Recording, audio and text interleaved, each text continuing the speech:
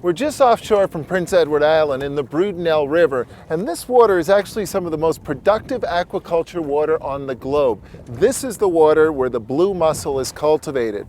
Now, to grow a mussel is actually a rather detailed process. The first step is to collect the seed. Ropes are suspended in the water column. The seeds naturally attach themselves to those ropes, and after 6 months or so, the seeds are collected and taken ashore. They're then sorted and graded by size and placed in what are known as socks. Those socks are brought back out to the water, suspended in the water column.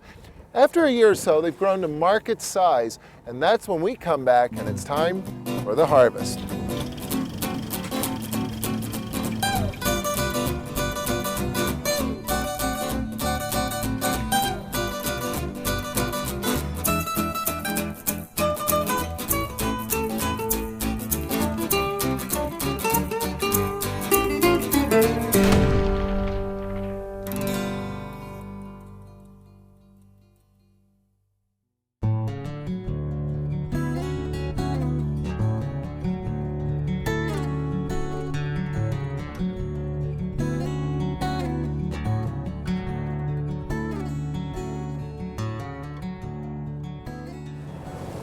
You know, Prince Edward Island is definitely one of the coolest places in the world to be a chef. The fact that I get to just jump on a mussel boat and go out to sea and learn a thing or two about how this harvest works, it makes me a better cook. Because when you appreciate and understand the stories behind your ingredients, when you actually witness the passion and hard work that goes into the food you cook, it just flat out makes you a better cook. Farming at sea is not that different from farming on land. Even out here, the farmer plants seed and hopes for the best.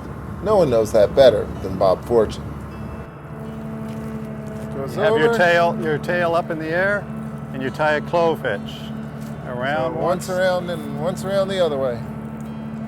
You've got it. Because the mussels are hung from ropes, they stay off the muddy bottom, away from hungry predators. And in the water column, mussels grow cleaner, plumper, and tastier. So this is it. They're out, they're gone, and we'll see them again in about a year or so. Yes, they have to be maintained through that period to add extra flotation. Right now, they're tying on a buoy for every 6 socks that we're tying out. That'll keep them off the bottom until early next spring, and then we'll have to go over them again and add additional flotation. Mussels don't need feed from the farmer. Instead, they absorb natural food particles present in the cold, clear water. In fact, each mussel filters several gallons of water a day to get its food. Let's just say after a year in the water, the socks are a little heavier. So what do you see here? We've got some barnacles, we've got some starfish, but we've also got a whole lot of very healthy looking mussels. And I look at them for the nice smooth shell. You can see a check mark in the shell. That would be the size when they were initially deployed. So that line right there, it's like growth rings on a tree. When every time you disturb it, it gets a little indentation in the shell. So when it came out of the water at the seed stage, it set that line, and then we put it back in to continue growing. Yeah.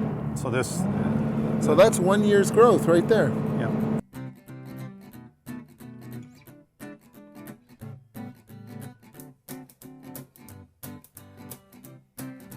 You know, one of the things I find fascinating about mussels is that we're able to take them out of the water and they still stay fresh. Yeah, that's the mussel's natural ability. They have a tightly closing shell that retains the moisture and liquid within the shell. They'll stay alive out of the water for 2 weeks without a problem. Which is great for us as consumers. I mean, that allows you to get it ashore, get it into the distribution channel, get it to the consumer, and it stays fresh. Still have an ideal product, yes.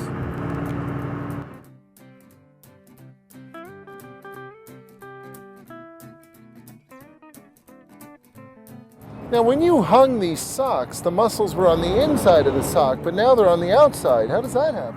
The mussels are very mobile. They have a foot that their byssal thread is extruded from, and they'll put the foot on the outside of the mesh attached with byssal thread and pull themselves out. So they've all moved to the outside of the mesh.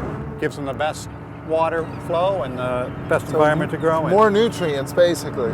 They're hungry. They'll go where the food is. That's right. Of course, the work's not done yet, is it? We still have to get these ashore, Then we've got to get them off the sock, get the barnacles off of them, the starfish off of them, separate them, and somehow get the beards off without harming the actual mussel. All of that before I get to do my job. Yes, yep, we still have a lot of work to do.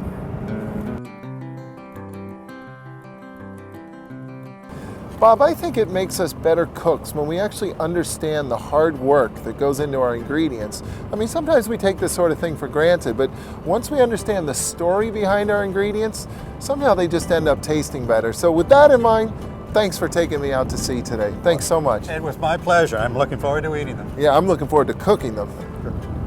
Stay tuned. On future episodes of Food Country, we'll see how mussels are gently processed on land, and I'll show you how easy they are to cook.